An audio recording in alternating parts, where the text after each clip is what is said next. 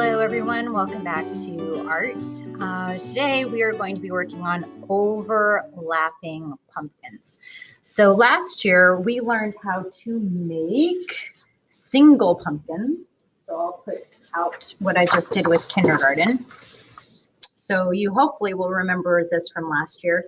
Last year we made a pumpkin using simple shapes, mainly the oval in the middle, and then a C is what I call it. 2 C's on this side and 2 backward C's on this side.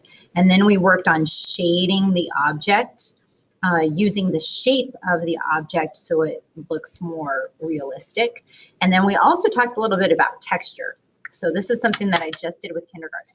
Now for the next step, for 2nd grade and for 1st grade, we're going to work a little bit about overlapping. So if we were in class, I would ask you the question, what does overlapping mean? And if we were in class, we would be talking about how overlapping simply means that one object is placed. Let's just place my hand on the table. When you overlap, that means that another object comes in front of that. So I can see part of my first hand, and I can tell that it's my hand, but I have this other object that has been placed on top of it. So that's what it means to have something overlap. Same thing if I were to have I want to see if I can do my water bottle and then my hand.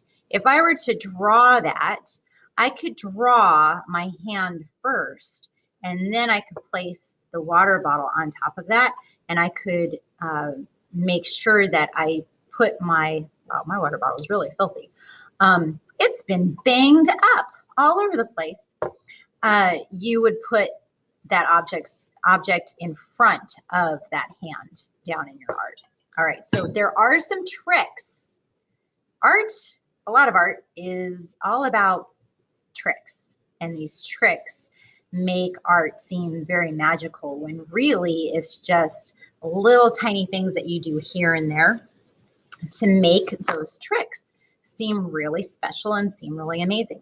So I have here 3 overlapping pumpkins. I've got one really tall one in the background, and then I've got a little baby pumpkin, and then a medium-sized one in front. I started this one, didn't quite finish the sky, but I've got 2 pumpkins, and this one is in front of this one.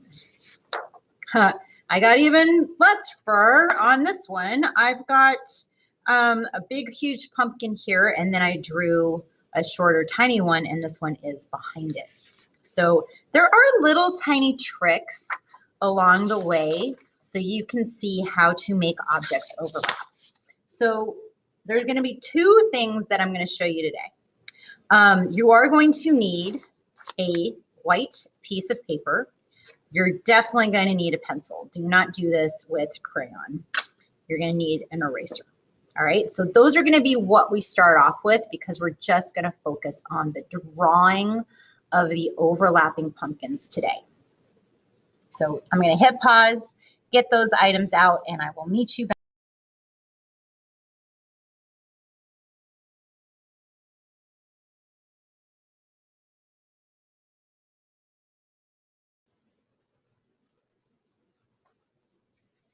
All right, ladies and gentlemen, we are going to work on drawing overlapping shapes.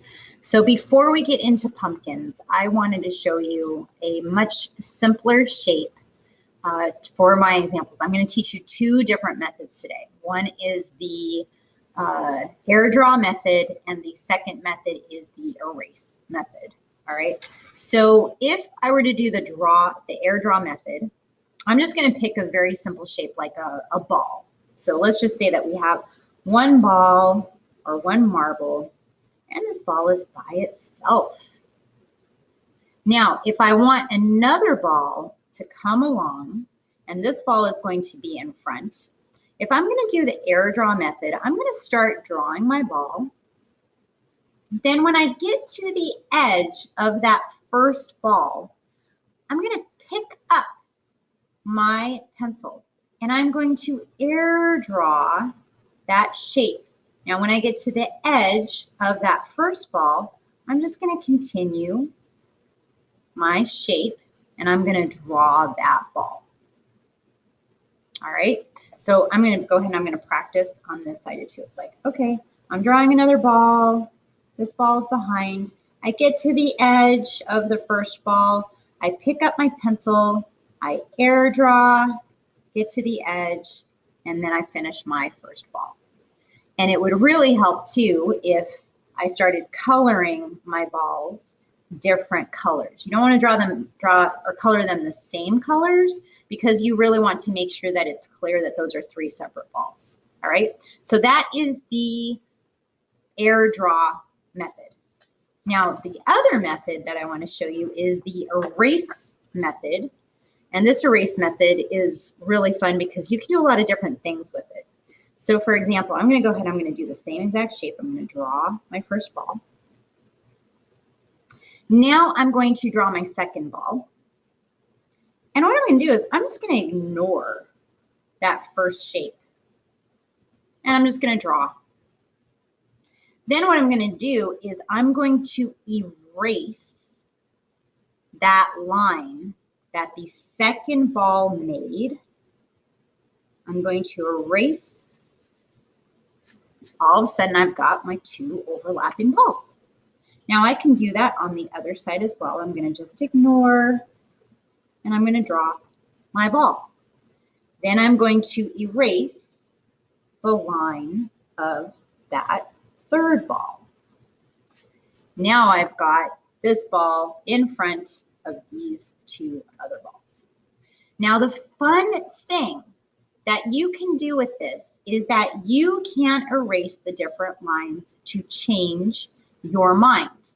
In this first one, it's very clear that this ball is the one that's in front, and it's in front of these 2 other balls. Say I want to make this ball in front of all of the balls, then I would draw that line and I would erase the line of that second ball, or that first ball that I drew. So this is now my first ball, this is my second ball, and then this is my third ball. And they look like they're all in a line. So you can play around with that erase method. So these are the 2 ways that you can draw overlapping shapes. All right, so go ahead and practice that. Try it with balls, try it with squares, try it with different shapes. Just give it a go, play around with it, and see what happens. It's a lot of fun.